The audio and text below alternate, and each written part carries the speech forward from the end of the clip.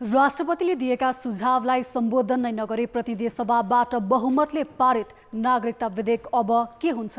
कान्तिपुर समाचारमा आज नागरिकता विधेयकमा किन भए दलहरू विभाजित? उच्च शिक्षा अध्ययनका लागि विदेश जाने विद्यार्थीको लर्कोले अर्थतन्त्रमै पार्दैछ प्रभाव। यसबारे विशेष रिपोर्ट हामीसँग छन्। सिट बाँडफाँडको टुङ्गो लगाउन सत्ता गठबन्धनलाई झन्सकस। डेङ्गीबाट कसरी बच्ने चिकित्सकको सुझाव। अन्तर्राष्ट्रिय समाचार र खेलकुदमा बास्केटबल प्रतियोगिताको अपडेट लगायतका सामग्री। नमस्कार, अब मुख्य समाचार। नागरिकता विधेयकमा पुनर्विचार नै नगरी प्रतिनिधि सभाबाट बहुमतले पारित। पक्षमा 135 र विपक्षमा 60 मत। सत्ता पक्षले बल मिच्याइ गरेको एमालेको आरोप। वैदेशिक अध्ययनका लागि एकै वर्षमा बाहिरियो 67 अर्ब 70 करोड रुपैयाँ। 5 वर्षमा 3 लाख भन्दा बढी विद्यार्थी विदेशिदा। 70% अस्ट्रेलियामा।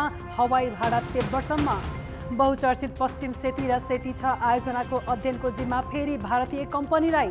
आयोजना उगट्ने प्रवृत्ति रोकेर निर्माण थाल्ने चुनौती कायमै। पश्चिमा मुलुकबाट नाकाबन्दी खेपेको रुस एसियाली बजारको खोजीमा। म्यानमारको सैनिक शासकसँग इन्धन बिक्रीको सम्झौता। र बङ्गलादेशसँगको मैत्रीपूर्ण खेल। प्रशिक्षक हुमागाईका लागि अवसर। राष्ट्रिय टिमको प्रशिक्षण भोलिदेखि। अल्मुताइरीसँगको विवाद टुङ्गाउने जिम्मा एन्फा महासचिवलाई। राष्ट्रपतिले पुनर्विचारका लागि फिर्ता गरेको नागरिकता विधेयक प्रतिनिधि सभाले जस्ताको तस्तै पारित गरेको छ। विधेयकको पक्षमा 135 मत परेको छ भने विपक्षमा 60 मत खसेको छ। मतदान प्रक्रियामा लगिएको विधेयक बहुमतले पारित भएको सभामुख अग्नि सापकोटाले घोषणा गरेका थिए।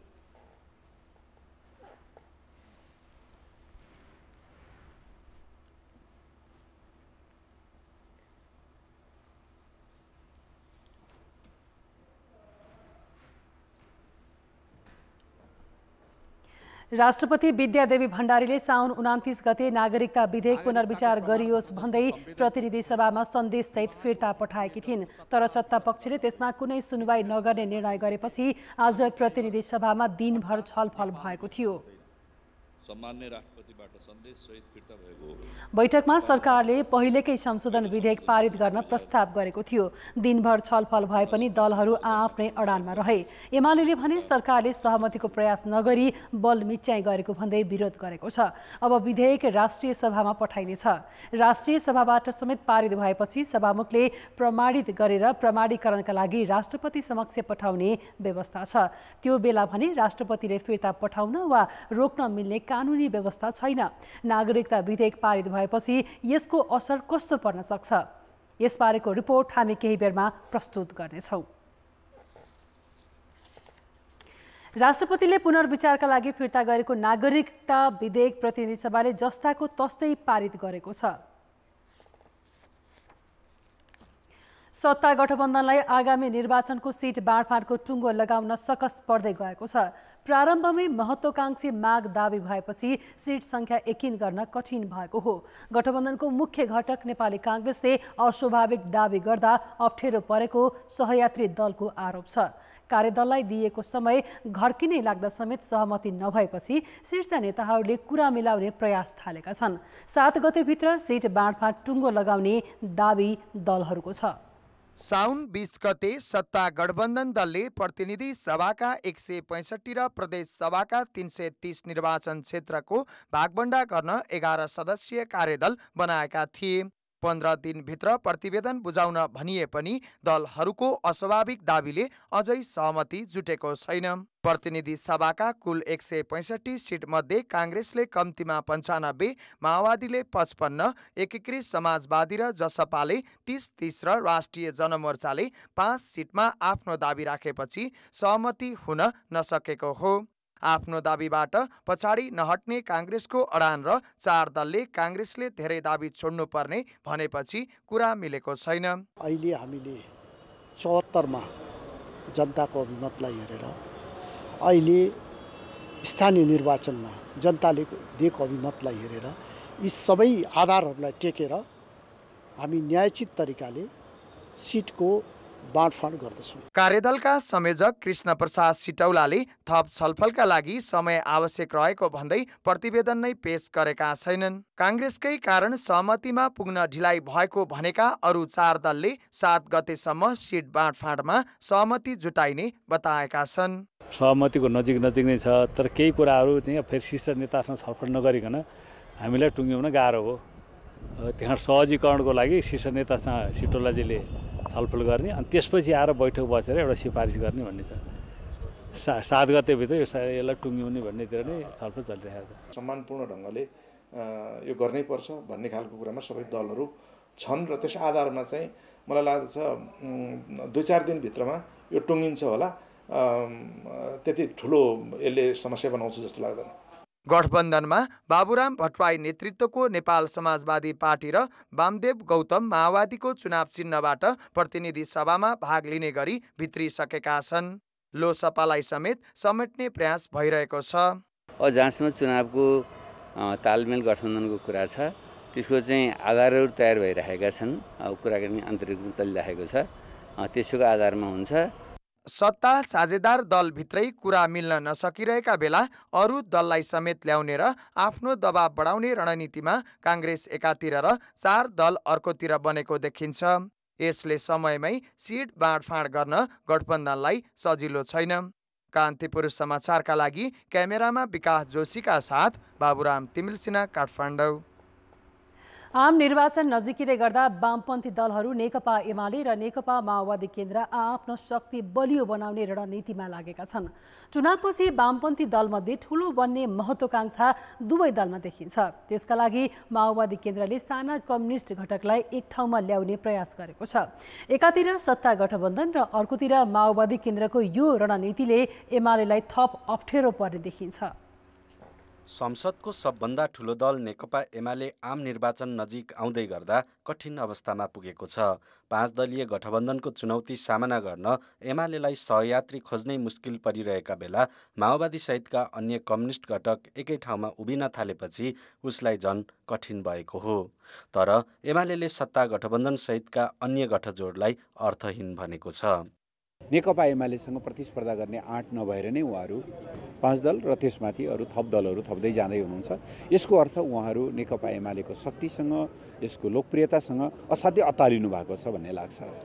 त्यसले गर्दाखेरि हामी उहाँहरूले जतिसुकै गठबन्धन थप्दै जानुहोस्, गठबन्धनमा जतिसुकै दलहरू थप्दै जानुहोस्, त्यसबाट रत्तिभर पनि हामी त्रसित पनि हुँदैनौँ, विचलित पनि हुँदैनौँ। किनभने हामीलाई नेताहरूको टाउकामाथि होइन, जनताको विवेकमाथि भरोसा छ। एउटै पार्टी नेकपा हुँदा 2/3 सरकार र शक्तिशाली पार्टीको अनुभव बटुलेका एमाले र माओवादी केन्द्रबीच अहिले शत्रुतापूर्ण व्यवहार छ। सबैभन्दा प्रतिस्पर्धी र ठूलो वामपन्थी दल बन्ने होडबाजीमा रहेको यी दुवै दल एकअर्काका नेता कार्यकर्ता तान्ने र साना कम्युनिस्ट घटकलाई मिलाउँदै अर्कालाई कमजोर बनाउने रणनीतिमा जुटेका छन्। त्यसैको परिणाम माओवादी केन्द्रले बाबुराम भट्टराईदेखि एमालेबाट अलग भएर बसेका वामदेव गौतमसम्मलाई आफ्नै पार्टीको चिन्हमा निर्वाचनमा प्रतिस्पर्धा गराउनेदेखि एकीकरण गर्ने सम्मको रणनीति बनाएको छ। अहिले माओवादी केन्द्रको वरिपरि एउटा धार अगाडि बढिराखेको छ। अर्को नेकपा एमालेको वरिपरि अगाडि बढेको छ। यो माधव नेपाल कमरेडसँगको संयोजन समितिले त्यो पहिलेको नेकपाको धारलाई अगाडि बढाउने प्रयत्न गर्छ। अब यिनीहरूको बिचमा एकता र सङ्घर्षका दुईटै आयामहरू छन्। त्यसो त मनमिल्दा जुटिहाल्ने र सानो कुरामा समेत विभाजित भइहाल्ने नेपालका कम्युनिस्टहरूको विगत छ। अहिले पनि चुनाव नजिकिँदै गरेका बेला एमाले र माओवादीले साना कम्युनिस्ट घटकको साथ लिएर आफू ठूलो बन्ने कसरत गरेका छन्। तर यसले तात्विक फरक भने नपर्ने विश्लेषक बताउँछन्। पार्टीहरू सबै जब कि ट्रेडमार्कमै रहेको हुँदाखेरि राजनीतिलाई सिद्धान्तले निर्देशन गर्ने भन्दा नि सुविधाले निर्देशन गरिरहेको छ। त्यसले गर्दाखेरि फाइदा कताडा हुन्छ भन्ने किसिमका चिजहरू मात्रै छन्। त्यसले गर्दाखेरि वाम र दक्षिणपन्थी अथवा वाम र प्रजातान्त्रिक शक्तिहरू भन्ने किसिमका देखिएका छैनन्। सबैको चाहिँ एउटै चरित्र भएको हुँदाखेरि कुन पार्टीको बिचमा एकता गर्ने, कुन पार्टीको बिचमा गठबन्धन गर्ने भन्ने पनि विषय रहेन। 2074 सालको निर्वाचनमा तालमेल गरेर झण्डै 2/3 जनमत ल्याएका एमाले र माओवादी केन्द्र यसपटक भने फरक ध्रुवमा रहेर जाने निश्चित जस्तै भएको छ। दुवै दलले यसपटक 2/3 को दुहाई दिन नसके पनि कम्युनिस्ट पार्टीमध्ये सबैभन्दा ठूलो बन्ने होडबाजीले प्रतिस्पर्धा रोचक हुने देखिन्छ। कान्तिपुर समाचारका लागि नेपालगञ्ज सहकर्मी जे पाण्डेको सहयोगमा क्यामेरामा मुरारी घिमिरे र गोविन्द खत्रीको साथमा अवतार राई, काठमाडौँ। पढाइसँगै रोजगारी पनि पाउने भएकाले नेपाली विद्यार्थी उच्च शिक्षा अध्ययनका लागि विदेशिने क्रम बढ्दो छ। पछिल्लो 5 वर्षमा मात्रै 70 भन्दा बढी देशमा 3 लाखभन्दा बढी विद्यार्थी विदेशिएका छन्। त्यसमध्ये सबैभन्दा बढी अस्ट्रेलिया गएका छन्। नेपाली विद्यार्थी उच्च शिक्षा अध्ययनका लागि किन विदेश गइरहेका छन् त? अमेरिका, युरोप लगायत विभिन्न देशमा उच्च शिक्षा अध्ययनका लागि नो अब्जेक्सन लेटर लिन शिक्षा मन्त्रालयको वैदेशिक अध्ययन अनुमति शाखामा लागेको विद्यार्थीको लाइन हो यो। विदेशमा उच्च शिक्षा अध्ययनका लागि मन्त्रालयबाट अध्ययन अनुमति पत्र अनिवार्य रूपमा लिनुपर्ने प्रावधान छ भने त्यही पत्रका आधारमा विद्यार्थीले विदेशी मुद्रा सतही गर्न पाउँछन्। नयाँ भर्नाको समय भएकाले अमेरिका, अस्ट्रेलिया, युरोप लगायत विभिन्न देशमा अध्ययनका लागि अनुमति पत्र लिन घन्टौं लाइन बस्नुपर्छ। दिनमा 300 विद्यार्थीलाई अनुमति पत्र दिँदै आएको मन्त्रालयले यो महिना मात्र 7500 जनालाई नो अब्जेक्सन लेटर दिएको छ। पढ्दै कामसँगै राम्रो आम्दानी हुने भएकाले विद्यार्थीको पहिलो प्राथमिकता विदेश जाने गरेको छ। त्यहाँ गइसकेपछि काम पाइन्छ, केही न केही सिकिन्छ, त्यही हो। अब नेपालमा त्यस्तो अब जब अपर्च्युनिटिजहरू छैन, छ भन्दैमा अब अलि हुन्छ नि कन्स्ट्रक्सन टाइप यताउतिमा भएर जान लाग्यो। यहाँको भन्दा अब अस्ट्रेलियामा इन्कम सोर्स पनि छ, धेरै छ नि त, पैसा पनि धेरै छ अरू कन्ट्रीहरू भन्दा पनि, त्यही भएर जान लाग्यो। शिक्षा मन्त्रालयले 103 वटा देशमा उच्च शिक्षा अध्ययनका लागि नो अब्जेक्सन लेटर दिने गरेको छ। पछिल्ला 5 वर्षमा 3,18,000 विद्यार्थीले विभिन्न देशमा उच्च शिक्षा अध्ययनका लागि अनुमति पत्र लिएका छन्। गत वर्ष मात्र 1,04,300ले अनुमति पत्र लिएका छन्। त्यसमा पनि सबैभन्दा बढी अस्ट्रेलियामा 70% छन् भने जापानमा 16,800, अमेरिकामा 6,500, बेलायतमा 5,400, क्यानाडामा 5,600 छन्। व्यवस्थापन, सूचना प्रविधि, स्वास्थ्य शिक्षा, इन्जिनियरिङ, भाषा र कुकिङसँग सम्बन्धित विषय अध्ययनका लागि विद्यार्थी विदेशिने गरेका छन्। धेरै विद्यार्थी विदेश जानुको कारण चाहिँ बीचका 2-2.5 वर्ष रोकेका विद्यार्थीहरूले सरासर चाहिँ इलिजिबिलिटी पाउनु, अफर पाउनु होइन, उनीहरूले चाहिँ युनिभर्सिटीमा स्कलरसिप पाउनु अथवा चाहिँ भर्ना पाउनु, इनरोलमेन्ट पाउनु कुराहरू चाहिँ प्रमुख छन् जस्तो लाग्छ मलाई। गत वर्ष उच्च शिक्षा अध्ययनका लागि नेपालबाट 24 अर्ब 96 करोड रुपियाँ विदेशिएकोमा यो वर्ष सोही अवधिमा 67 अर्ब 70 करोड रुपियाँ बाहिरिएको छ, जुन 172% बढी हो। राजनीतिक अस्थिरता, विश्वविद्यालयहरूमा बन्द हडताल लगायतले राम्रो अध्ययनको वातावरण नभएको मात्र होइन, रोजगारीको अवसर समेत नहुने भएकै कारण सन्तानको उज्जवल भविष्यका लागि विदेशमा उच्च शिक्षा अध्ययनका लागि पठाउन बाध्य भएको अभिभावकको बुझाइ छ। पढेपछि चाहिँ अब नेपालमा त त्यही हो, त्यति काम पाउँदैन, त्यताबाट अब बाहिरतिर जानलाई अलिक सजिलो होला, त्यहाँको पढाइले अलि सपोर्ट गर्ला भन्ने हिसाबले जान खोजेको हो। मुलुकका ऊर्जावान मेधावी विद्यार्थी अध्ययनका लागि विदेशिने क्रम ठुलो सङ्ख्यामा बढ्दै जानु गम्भीर विषय हो। गुणस्तरसँगै उच्च शिक्षालाई सिप र रोजगारसँग जोड्न सके मात्र विदेशमा उच्च शिक्षा अध्ययनका लागि जाने विद्यार्थीको सङ्ख्यामा कमी आउनेछ। यसतर्फ विश्वविद्यालय र सरकार गम्भीर हुन जरुरी छ। कान्तिपुर समाचारका लागि क्यामेरामा पशुपति बुढाथोकीका साथ नारायण किलम्बु, काठमाडौँ। यतिखेर त्रिभुवन अन्तर्राष्ट्रिय विमानस्थलमा उच्च शिक्षा अध्ययनका लागि विदेशिने विद्यार्थीको चाप बढ्दो छ। विशेष गरी अध्ययनका लागि अमेरिका, अस्ट्रेलिया, जापान, बेलायत, क्यानाडा जाने विद्यार्थीको सङ्ख्या उच्च छ। तर हवाई भाडा दर अचाकले महँगो हुँदा विद्यार्थी मर्कामा परेका छन्। रूपन्देही मणिग्रामका आशिष भट्टराईले 1 महिना अघि अमेरिकाको ओहायो जाने एकतर्फी टिकट 97,000मै पाएका थिए। त्यति बेला उनको भिजा आएको थिएन। जब भिजा आयो, एकतर्फी टिकटको मूल्य नै 1,65,000 रुपैयाँ पुगिसकेको थियो। त्यही महँगो टिकटमा उनी अमेरिका उड्दैछन्। उनी भन्छन् यो त सस्तो मान्नुपर्छ, साथीहरूले 3 लाखसम्म तिरेका छन्। त्यताबाट पनि फेयर महँगो भइरहेको छ, अनि यताबाट स्टुडेन्ट जानेहरू पनि मान्छेहरू एकदम बढी छन् क्या। पहिले हेर्दाखेरि 97,000 थियो कतार एयरवेज होइन, त्यतिखेर अब भिसा त थिएन, बुक गर्ने कुरो भएन के अरे। अनि त्यसो अहिले चाहिँ कतार एयरवेज हेरेको 3 लाख 4 लाख नै पुगेछ क्या।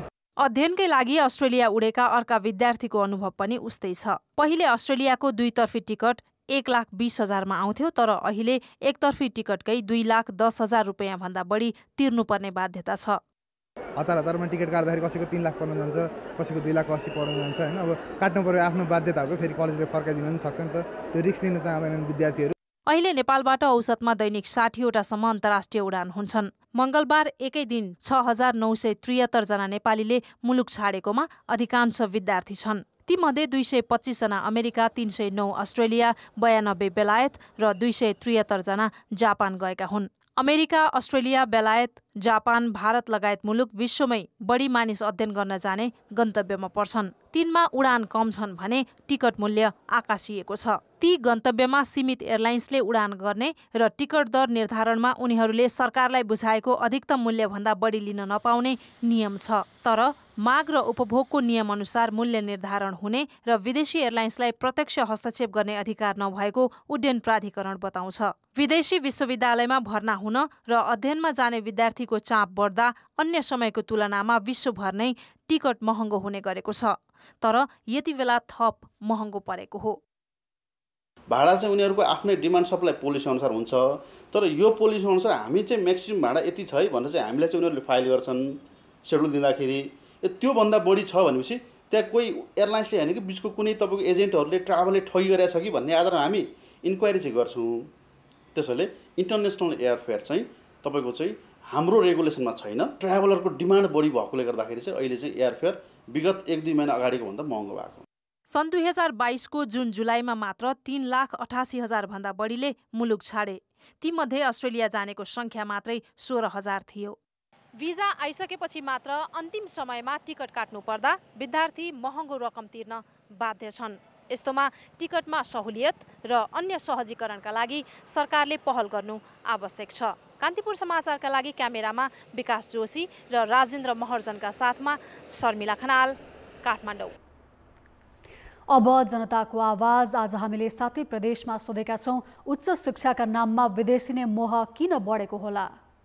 जनताको आवाज। पढ्नु भन्दा पनि वहाँ गएर आफूले आफ्नो आर्थिक स्थिति राम्रो बनाउने सोचले जानुहुन्छ। यहाँको एजुकेसन पनि अलिकति लो नै छ, अरू बाहिरको हेऱ्यो भने अर्बौं रुपियाँ विदेशतिर गइराखेको छन्। देखासिखी गरेर पनि उतैतिरको फरेनतिरकै पढाइ उनीहरूको लागि इफेक्टिभ जस्तो लाग्छ। आफ्नो राम्रो रोजगारको लागि पनि बाहिर जाने गर्दछ। शिक्षा पनि राम्रो छैन, शिक्षाको दिने फेसिलिटिजहरू पनि राम्रो छैन। एजुकेसन पनि र साथै हामीले कमाउन पनि कम्तीमा विदेश गएपछि रोजगारी पनि मिल्ने, पढ्न पनि दुईटा उच्च शिक्षा अध्ययन पनि हुने। राजनीतिक अस्थिरता र बेरोजगारी जस्तो लाग्छ। नेपालको सरकारी सिस्टम जिम्मेवार छ। यहाँनिर क्षमताको कदर हुँदैन, धेरै जस्तो आफ्नो मान्छेहरूलाई लिने गरिन्छ। अलिअलि शिक्षा आर्जन गरौँ, उतातिर रोजगारी पनि राम्रो पाइन्छ। कमाउन नि सक्छन् र पढ्न नि सक्छन्। त्यहाँ कुनै किसिमको राजनीतिक उतार चढावहरू हुँदैन। केही अवसर पाइन्छ कि भन्ने सोचले पनि एउटा जागिरको अथवा रोजगारको सुविधा नभएको कारणले गर्दा पनि विदेशी नै बाध्य छन्। राम्रो शिक्षा र रोजगारीको लागि चाहिँ विदेश जाने, विदेश गएर काम पनि गर्ने, पैसा पनि कमाउने, साथै शिक्षा आर्जन पनि गर्ने। विदेशमा चाहिँ हजुरलाई पढाइ सँगसँगै होइन रोजगारीको पनि राम्रो व्यवस्था भएकोले बाहिर जाने, उतै कमाउने, कमाउँदै पढ्दै गर्ने, पैसा कमाउनलाई र उतै बसेर पढ्नलाई। रोजगारी पनि प्राय धेरै उतै हुने। आर्थिक अवस्था कमजोर भएको कारणले चाहिँ विद्यार्थीहरू विदेशिनु परेको छ। विदेशमा राम्रो पढाइ र राम्रो आम्दानी हुने भएको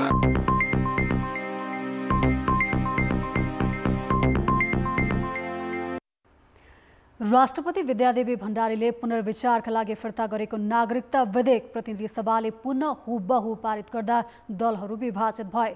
नागरिकता जस्तो संवेदनशील विषयमा दलहरू विभाजित हुनुलाई सरकार र राष्ट्रपति कार्यालय बीचको टकरावको रूपमा समेत हेरिएको छ।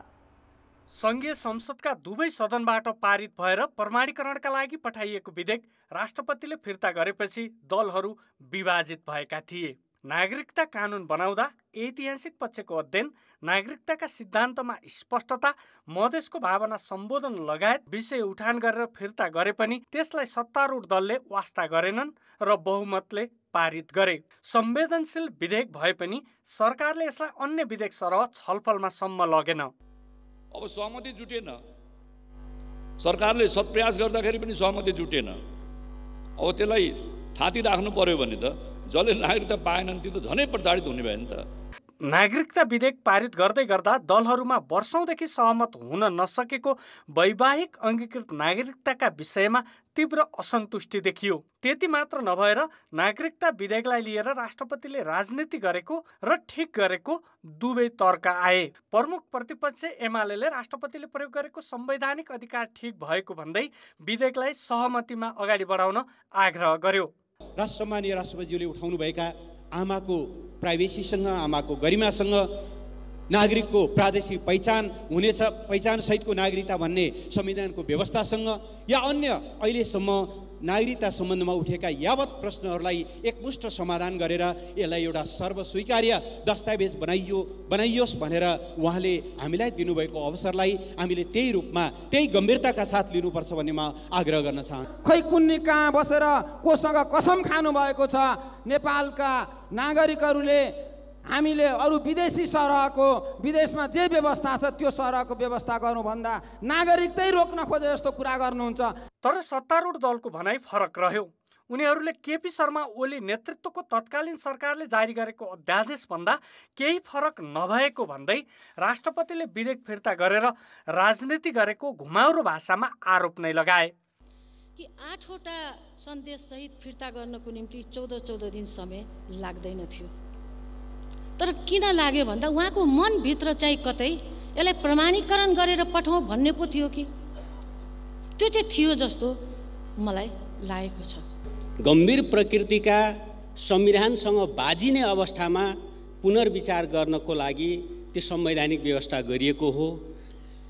त्यतिखेरका संविधान निर्माताहरूको आशय सजिलै बुझ्न सकिन्छ कि कहिलेकाहीँ त्यहाँ कैयौँ कुरा ध्यान नपुगेको हुनसक्छ, जो राष्ट्र प्रमुखबाट, राष्ट्रको अभिभावकबाट ध्यानाकर्षण गराउने, पुनर्विचार गराउने ठाउँ राखिएको हो। तर यसलाई दिनदिनैको राजनीतिमा, दिनदिनैको सरकारको काम, कार्यकारीको काममा कुनै पनि ढङ्गले प्रश्न उठाइराख्ने खालको व्यवस्था गरिएको होइन।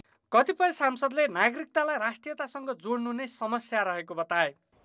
के अरे ठुला पार्टी बनाउँदाहरू देश र जनतालाई घात गर्ने काम गरिरहेको छ। यो थोरै राष्ट्रहितमा काम भइरहेको छ।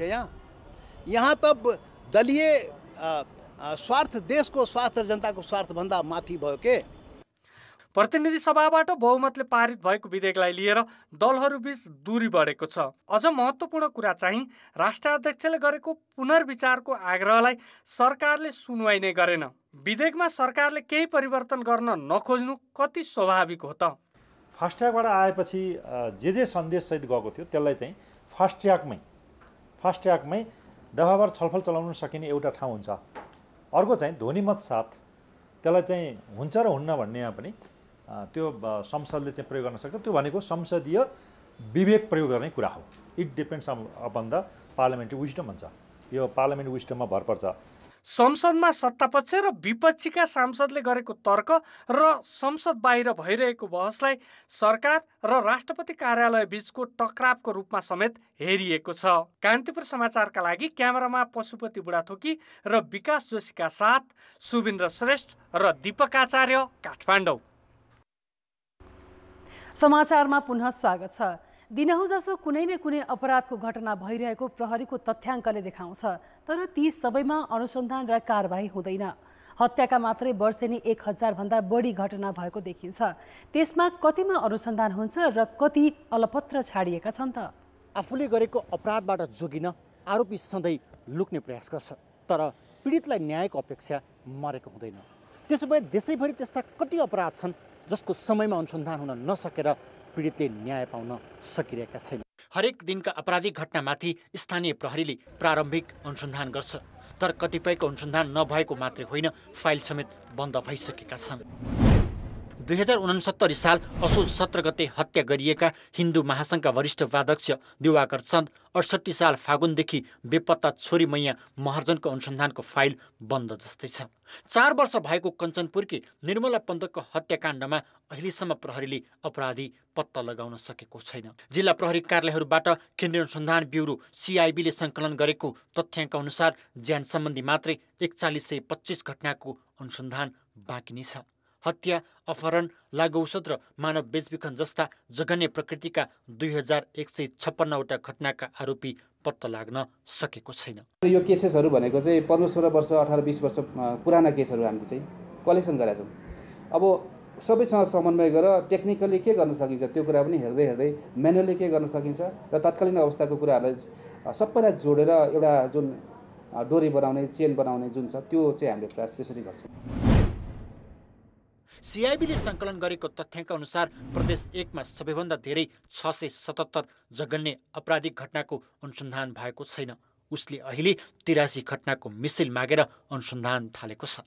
मुख्य हामीले चाहिँ कर्तव्य ज्यानका घटनाहरू, रेपका घटनाहरू अनि यसै गरी ठुल्ठुला डकैतीका घटना त्यो धेरै त छैनन्, सीमित डकैती लुटपाटका घटनाहरू एकातिर त्यस्ता अनुसन्धान गरिरहेछौँ भने अर्को ह्युमन ट्राफिकिङका विभिन्न जिल्लाहरूमा चाहिँ विगतमा चाहिँ महिलाहरू चाहिँ विभिन्न देशमा बेचबिखन भएका उनीहरू फर्किएर कतिपय अवस्थामा आएका, कतिपय अवस्थामा चाहिँ उद्धार गरिएका महिलाहरूको चाहिँ अब दोषीहरू चाहिँ अनुसन्धान गरेर चाहिँ कानुनको दायरामा आइ नसकेको अवस्था जुन छ त्यस्ता केसहरू पनि हामीले लिएर अनुसन्धान प्रक्रिया अगाडि बढाएका छौँ। वर्षौं पुराना घटनाहरूमा सबैभन्दा जटिल प्रमाण सङ्कलन नै हो। तर सिआइबीले 13 वर्ष पुरानो रानीबारी हत्याकाण्ड र सीतापाइलामा 63 सालमा भएको नातिकाजी सुवेदी दम्पति हत्याका आरोपी पक्रन सफल भयो।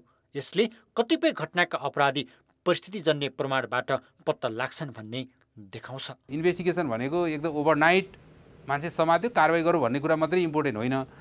इन्भल्भ भएको या समातिएको मान्छे दोषी हो भन्ने कुरा चाहिँ वस्तुनिष्ठ प्रमाणबाटै भन्नुपर्छ होइन।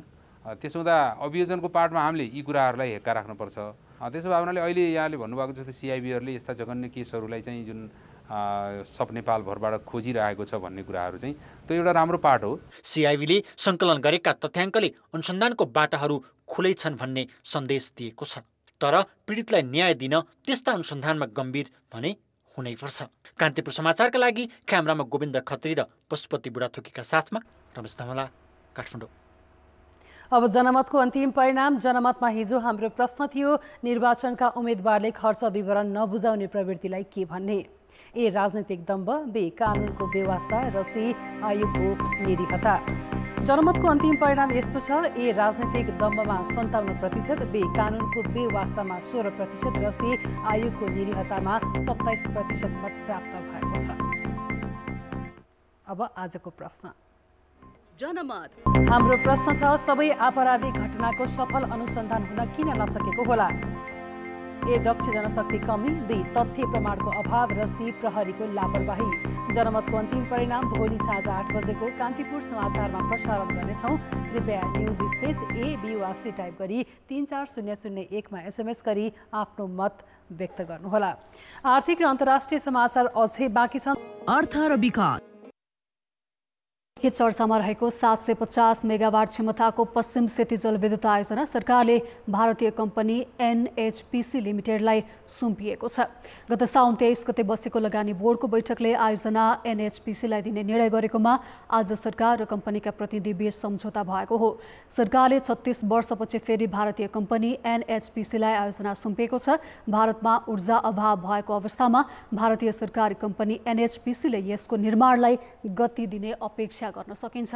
तर सरकारले यो आयोजना आफै अघि बढाएर यसको स्वामित्व लिन पनि चुकेको छ। 2036 सालमा तत्कालीन राजा वीरेन्द्रको फ्रान्स भ्रमणका क्रममा गरेको आग्रह अनुसार नेपाल आएको फ्रान्सेली कम्पनी सोगृहले आयोजनाको अध्ययन गरेको थियो। कम्पनीले त्यसबेला आयोजनाबाट 37 मेगावाट विद्युत उत्पादन गर्न सकिने प्रस्ताव गर्यो। त्यसयता विभिन्न कम्पनीले आयोजनाको लाइसेन्स होल्ड गर्ने र बाहिरिने क्रम चल्यो। अस्ट्रेलियन कम्पनी स्मेकले 14 वर्ष र चिनिया कम्पनी 3 गर्जेजले 7 वर्ष होल्ड गरे। निर्माण कम्पनीको क्षमताबारे अध्ययन नै नगरी आयोजना सुटुक्क जिम्मा लगाउने गरिएकाले पश्चिम क्षेत्रका लागि महत्त्वपूर्ण मानिएको यो आयोजनाको निर्माण नै अघि बढ्न सकेन। अस्ट्रेलियन कम्पनी वास्तवमा परामर्शदाता थियो तर उसैलाई आयोजना निर्माणको जिम्मा दिइयो। त्यसपछि चिनिया कम्पनी 3 गर्जेसलाई बिना प्रतिस्पर्धा जिम्मा लगाइएको थियो। सरकारले 36 वर्षपछि फेरि भारतीय कम्पनी एनएचपीसीलाई आयोजना सुम्पिएको छ। भारतमा ऊर्जा अभाव भएको अवस्थामा भारतीय सरकारी कम्पनी एनएचपीसीले यसको निर्माणलाई गति दिने अपेक्षा गर्न सकिन्छ, तर सरकारले यो आयोजना आफै अघि बढाएर यसको स्वामित्व लिन भने चुकेको छ। पश्चिम सेती जलविद्युत आयोजना अध्ययन सम्बन्धी सम्झौताबारे थप जानकारी दिन होटल सोल्टी परिसरबाट सहकर्मी सुदिल पोखरेल हाम्रो प्रत्यक्ष सम्पर्कमा छन्। सुदिलजी, वर्षौंदेखि चर्चामा रहेको पश्चिम सेती जलविद्युत आयोजनाको निर्माण अघि बढ्ला? पक्कै पनि श्रीजी, किनभने यो अहिले चाहिँ भारतमा पनि ऊर्जाको माग रहेको छ। गर्मीका समयमा भारतमा उच्च मात्रामा चाहिँ विद्युतको माग रहने र नेपालमा चाहिँ यही समयमा बिजुलीको उच्च मात्रामा चाहिँ उत्पादन गर्न सकिने भएकाले भारतले चाहिँ यो आयोजना अघि बढाउँछ भनेर विश्वस्त रहन सकिन्छ, किनकि यसभन्दा अघि परामर्शदाता यस्ता खालका कम्पनीहरूलाई दिएकोमा यो पालि चाहिँ भारतलाई पनि बिजुलीको माग हुने र नेपालको बिजुली उसलाई पनि चाहिने हुनाले र त्यति मात्र होइन, तल्लो तटीय लाभ पनि भारतलाई मिल्ने कारणले गर्दाखेरि यो आयोजना चाहिँ भारतले चाहिँ निर्माण अघि बढाउँछ भन्ने धेरैले अपेक्षा गरेका छन् र अहिले नै यसमा चाहिँ क्रिटिकल नै हुनुपर्ने अवस्था पनि छैन श्रीजी। आज जुन सम्झौता भएको छ, यो सम्झौता र अबका प्रक्रिया के हुन्छन्? अब यसपछि के हुन्छ भने आज चाहिँ अध्ययनको अनुमति पत्र दिएको छ, यसपछि चाहिँ डिपिआर बनाउने छ, त्यसपछि सरकारले चाहिँ यसका लागि निर्माणको लागि चाहिँ अनुमति पत्र प्रदान गर्नेछ। यसले चाहिँ सर्वप्रथम चाहिँ डिपिआरको निर्माण सक्नुपर्ने छ। त्यसपछि मात्रै लगानीको लागि मोडालिटी टुङ्गाउनु पर्ने छ, लगानी के कति गर्ने, अनि त्यसपछि मुआब्जाको वितरणको काम बाँकी रहेको छ, मुआब्जा वितरण गर्नुपर्ने छ। मुआब्जा वितरणसँगै पछि निर्माणका लागि उसले चाहिँ टेन्डर आह्वान गर्नेछ र त्यसपछि निर्माण अघि बढाउनेछ। तर त्योभन्दा अघि डिपिआर र यसका लागि यो आयोजना सम्भाव्य छ कि छैन। आज चाहिँ पश्चिम सेती मात्र नभएर 450 मेगावाटको सेती नदी छ, जुन चाहिँ पश्चिम सेती आयोजनाबाट निस्केको पानी र त्यसले प्रयोग गरेर उत्पादन गर्न सकिने सेती नदी छ पनि दिएको छ। त्यसको पनि कति लाभ छ त, त्यसबाट कति विद्युत उत्पादन गर्न सकिन्छ त भनेर पनि अध्ययन गर्नेछ। यदि दुवैबाट आयोजनाबाट चाहिँ लाभ हुने देखियो भने चाहिँ भारतीय कम्पनीले यसलाई चाहिँ निर्माण अघि बढाउनेछ। श्रीजी हस्, धन्यवाद। उहाँ हुनुहुन्थ्यो सहकर्मी सुदिल पोखरेल। पश्चिम सेती जलविद्युत आयोजना सरकारले भारतीय कम्पनी एनएचपीसी लिमिटेडलाई सुम्पिएको छ, यस विषयमा जानकारी दिँदै। देशभरका महिला उद्यमीको अन्तर्राष्ट्रिय व्यापार मेला आजदेखि काठमाडौँमा सुरु भएको छ। मेलाको उद्घाटन गर्दै प्रधानमन्त्री शेरबहादुर देउवाले घरेलु उत्पादनको प्रवर्धन गर्न मेला सहयोगी हुने बताए। बढ्दो व्यापार घाटा कम गर्न उद्यमशीलतामा जोड दिन पनि प्रधानमन्त्रीले आग्रह गरे।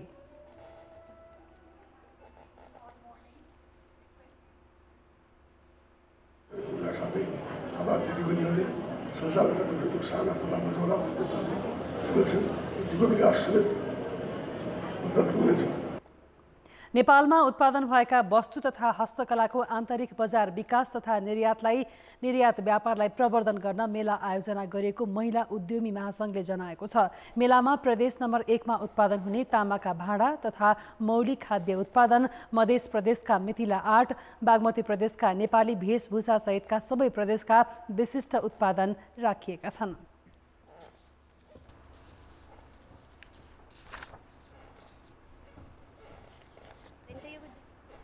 नेपाली ट्रेड युनियन आन्दोलनका पुराना नेता लक्ष्मण बहादुर बस्नेतले मजदुरका मुद्दालाई कुनै पनि सरकार र पार्टीले प्राथमिकतामा नराखेको बताएका छन्। 2025 सालदेखि ट्रेड युनियन आन्दोलनमा लागेका बस्नेतले आज काठमाडौँमा अन्तर्क्रिया गर्दै राजनैतिक दलले मुद्दा उठान गर्न नसक्दा संसदमा मजदुरका विषयमा छलफल हुनै छाडेको बताए। उनले रोजगारीका सिलसिलामा आफ्नो निर्वाचन क्षेत्रभन्दा टाढा रहेका र विदेशमा रहेका मजदुरको मताधिकार सुनिश्चित गर्न सुझाव दिए। अहिले विदेशमा यो रेमिटेन्स अहिले हिजोदेखि मैले अखबारमा हेर्दैछु, अखबारमा तपाईँहरूकै अखबारहरूमा हेर्दैछु कि अब यहाँ सजिलो भएको छ भनेर, किनभने रेमिटेन्स बढ्दैछ। रेमिटेन्स घट्दाखेरि उहाँहरूको पसिना हुने, रेमिटेन्स बढ्दाखेरि उहाँहरूलाई खुसी हुने, सारा नेपालको मान्छेहरू खुसी हुने। तर मजदुरको दुःख चाहिँ कसैले पनि हेरेको छैन। खेलकुद समाचार। कान्तिपुर खेलकुद समाचारमा स्वागत छ। नेपाली राष्ट्रिय फुटबल टिमका कार्यवाहक प्रशिक्षक प्रदीप हुमागाईले बङ्गलादेश विरुद्धको मैत्रीपूर्ण खेललाई अवसरका रूपमा लिने बताएका छन्। एन्फा मुख्यालय 7 बाटोमा आज पत्रकार सम्मेलन गर्दै हुमागाईले मैत्रीपूर्णलाई खेलको रूपमा मात्र नलिने र जितका लागि टिम तयार पार्ने बताए। उनले लामो समयदेखि फुटबल गतिविधि नभएको अवस्थामा बिना दबाव जितका लागि खेल्ने योजना सुनाए।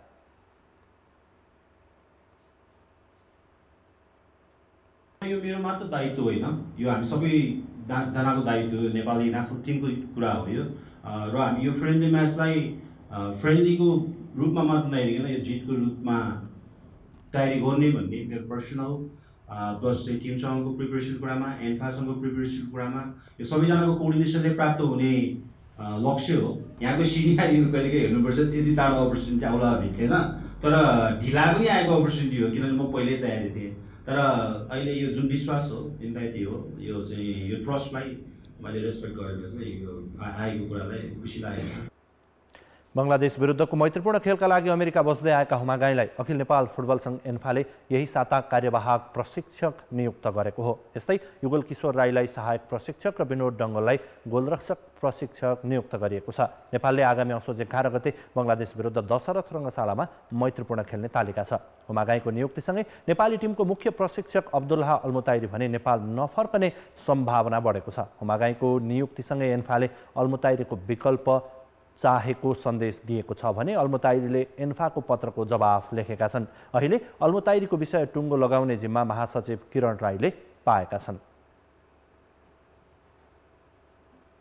एन्फाको कार्यसमितिको मिटिङले महासचिवको उहाँलाई चाहिँ यो कसरी के निर्णय लिने भन्ने जिम्मेवारी दिएको छ र त्यस कारणले यो समयमा चाहिँ हामीसँग टेक्निकल डिपार्टमेन्टहरू केही पनि छैन, अरू विषयहरू केही नभएको र यो कार्यसमिति भर्खर 2 महिना भएको जस्तो अहिले आएको 2 महिना भएको छ र त्यो समयमा चाहिँ हामीले अब के गर्ने, कसरी निर्णय लिने भन्ने विषयमा चाहिँ कार्यसमितिले प्रदीपजीलाई अब उहाँले सबै अब धेरै नामहरू त्यहाँ प्रस्तावहरू भयो, त्यो नाम हिसाबमा उहाँ चाहिँ बेस्ट अफ द बेस्ट भन्ने हिसाबले उहाँको चाहिँ नियुक्ति गरिएको हो।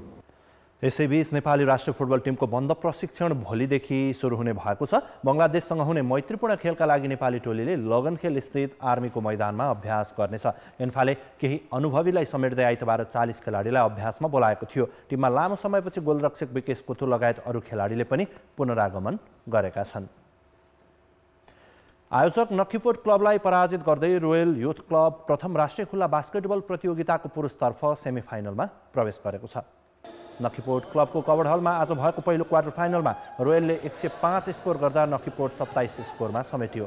टिमलाई फराकिलो जित दिलाउन रोयलका नितेश मगर एक्लैले 27 स्कोर गरे। पहिलो क्वार्टरमा रोयलले 11-27, दोस्रोमा 4-26, तेस्रोमा 6-24 र अन्तिम क्वार्टरमा 6-28 को जित निकाल्यो। दोस्रो क्वार्टर फाइनलमा आइएएस नेपाललाई 68-55 ले हराउँदै गोल्डन गेटले अन्तिम 4 को यात्रा तय गर्यो। महिलातर्फ ललितपुर हाई र आयोजक नक्खीपोट समूह चरणको 1 खेल अगावै फाइनल पुगिसकेका छन्। खेलकुद समाचार अहिलेलाई यति नै। अब मौसम सम्बन्धी जानकारी।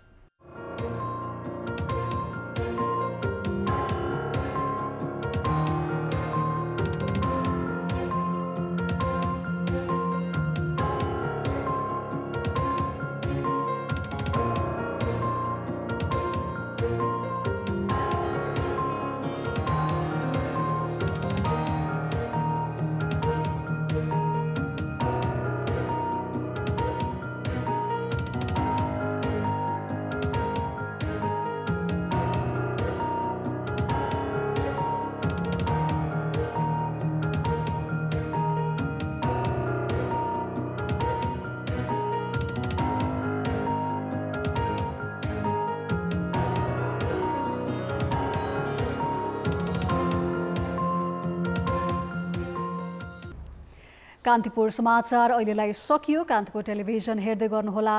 नमस्ते।